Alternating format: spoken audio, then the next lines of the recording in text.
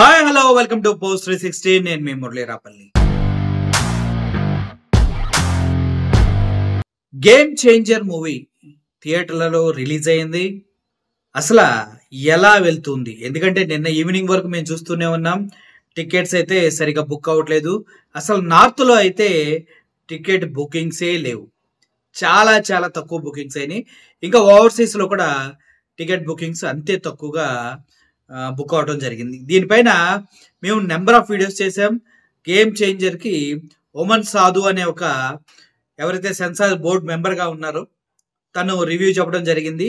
ఆ రివ్యూలో అస్సలు బాగలేదు, వేస్ట్ అని ఆయన క్లియర్గా చెప్పడం జరిగింది. అయితే అసలు గేమ్ చేంజర్ మూవీ రివ్యూ మళ్ళీ ఆయన ఈరోజు చెప్పడం జరిగింది. అతను వర్షన్లో ఏం చెప్పుకొచ్చాడంటే పెద్దగా నవ్వాడు. ఫస్ట్ ఆహాహాహా నవ్వి my first review of game changer proved true. నేను ఫస్ట్ గేమ్ చేంజర్ రివ్యూ ఏదైతే చెప్పానో అది నిజమైంది. I'm the most honest film critic in India. ఇండియాలోనే నా బెస్ట్ హానెస్ట్ ఫిలిం క్రిటిక్గా ఆయన చెప్పుకుంటున్నారు ఈ రోజు వరకు అయితే. Save your money, don't waste on shit movies. డబ్బులు ఆదా చేసుకోండి, ఇటువంటి చెత్త మూవీస్ పైన డబ్బులు వేస్ట్ చేసుకోకండి. స్టే బ్లెస్డ్ అంటూ ఆయన గతంలో ఆయన చేసినటువంటి దీన్ని ట్యాగ్ చేస్తూ ట్వీట్ని ట్యాగ్ చేస్తూ చేయడం జరిగింది. అంతేకాదు ఈ ఈ ఉమర్ సంధు గతంలో ఎప్పుడో 2 అక్టోబర్ 1లోనే 2024 అక్టోబర్ 1లోనే గేమ్ చేంజర్ గురించి ఆయన ఒపీనియన్ షేర్ చేశాడు. అది ఆ ట్వీట్ కూడా మీకు చదివి వినిపిస్తా. Game changer will be sure short flop. Game changer will be sure short flop. Inside reports are dull. ఎవరైతే మూవీ సంబంధించిన ఇన్సైడ్ టీం ఉందో వాళ్ళే చెప్తున్నారు బాగాలేదని. Ram Charan looking joker in movie, looking like A joker గా ఉంటున్నాడని గతంలో చెప్పడం జరిగింది. ఓకే, ఉమర్ సంధు గారు తన రివ్యూని తను చెప్తూ ఉన్నారు. ఇప్పుడు థియేటర్లో రిలీజ్ అయిన తర్వాత కూడా మనం రివ్యూస్ చూస్తూనే ఉన్నాం.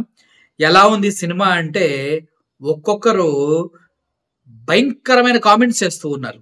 నేనైతే సినిమా చూడలేదు కాబట్టి ఎటువంటి కామెంట్స్ చేయట్లేదు, కానీ సినిమా చూసిన వాళ్ళ కామెంట్స్ చూస్తూ ఉంటే ఎవరో ఫ్యాన్స్ ఫస్ట్ రోజు చూసి ఫ్యాన్స్ ఉన్న వాళ్ళు ఫస్ట్ నుంచి కూడా సినిమా పాత చింతకాయ పచ్చడిలా ఉందంటూ అనేక రివ్యూస్ చెప్తున్నారు, అనేక రివ్యూవర్స్ చెప్తున్నారు, ద బెస్ట్ రివ్యూవర్స్ చెప్తూ ఉన్నారు.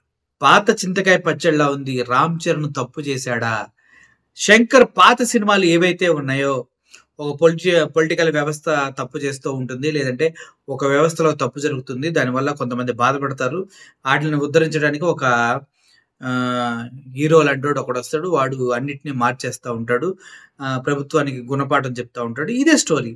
శంకర్ మూవీస్ ఒకే ఒకటి తీసుకున్నా, శివాజీ తీసుకున్నా, ఇంకో ఏవేవి తీసుకున్నా కూడా వ్యవస్థలో ఒక తప్పు లాంచమో లేకపోతే ఇంకోటో ఒకరిని ఎదగనీయకుండా చేయటమో, ఈ స్టోరీస్ సేమ్ రొట్ట స్టోరీని తీసుకొచ్చి ఇక్కడ పెట్టారని చెప్తున్నాడు. అది నిజమేనా?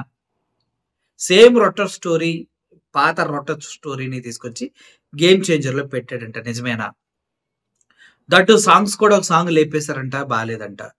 దానిపైన మీ ఒపీనియన్ ఏంటి? ఓవరాల్గా నాకైతే బోయపాటి స్టైల్ అయితే హెలికాప్టర్తో ఆ రైల్ ట్రాక్ మీద పడుకున్న వాళ్ళ తాళ్ళు కట్ చేయడం బోయపాటి రేంజి షాట్ అయితే ఒకటి కనిపించింది రివ్యూస్ చూసే ప్రయత్నంగా చూస్తూ ఉంటే.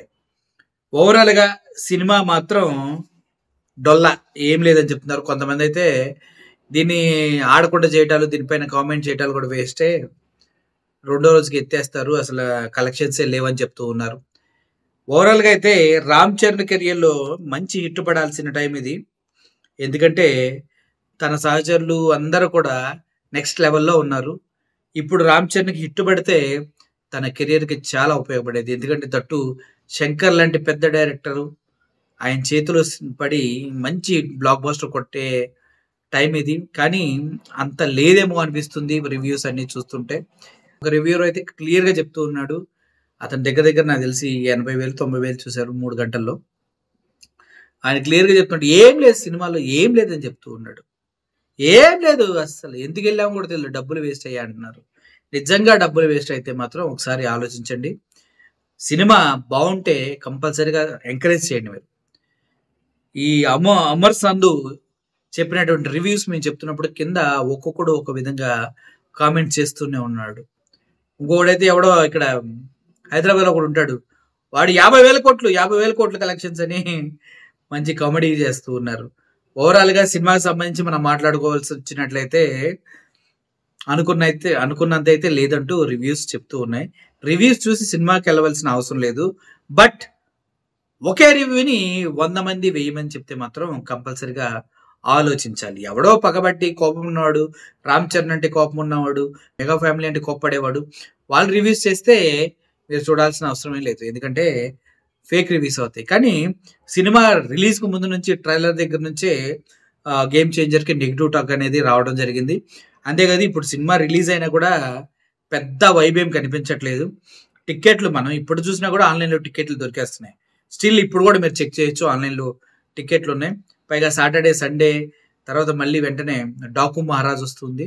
ఆ డాకు మహారాజ్ వచ్చిందంటే మినిమం టికెట్లు కూడా తెగవేమో అనుకుంటూ ఉన్నారు అందరూ. పైగా ఇప్పుడు ఏం జరిగింది, పుష్ప 2కి రీలోడెడ్ అంటూ ఒక 20 minutes యాడ్ చేస్తా అన్నారు. కానీ గేమ్ చేంజర్ టీం అంతా వీళ్ళంతా రిక్వెస్ట్ చేయబట్టి దాన్ని 17th పోస్ట్ పోన్ చేశారని చెప్తూ ఉన్నారు. ఏది ఏమైనప్పటికీ గేమ్ చేంజర్ మూవీ ఇటువంటి బ్యాడ్ టాక్ తెచ్చుకోవటం, అందరూ దీన్ని ఇష్టం పడలేకపోవటం. ఒక అమ్మాయి చెప్తూ ఉంది, నా ఇష్టం వచ్చినట్టు నేను సినిమా తీసుకుంటా అంటే ఎట్ట కుదురుతుంది, నీ ఇష్టం వచ్చినట్టు నీ ఇంట్లో చేసుకోవాలి, పబ్లిక్లో లేనప్పుడు నా కథ నేను రాసుకుంటా, నా సినిమా నేను తీసుకుంటా అంటే ఇలాగే ఉంటుంది, చండాలంగా ఉంది నా అమ్మాయి కూడా చెప్పడం జరుగుతుంది. ఓవరాల్గా సినిమా టాక్ అయితే బ్యాడు. చూడాలనుకునేవారు ఒకసారి ఫ్యాన్స్ ఉంటే వెళ్ళి చూడండి. మీ రివ్యూస్ కూడా పోస్ట్ చేయండి, వాటి గురించి కూడా మేము మాట్లాడతాం. Thank you for watching this video. I'm only signing off. Thank you so much.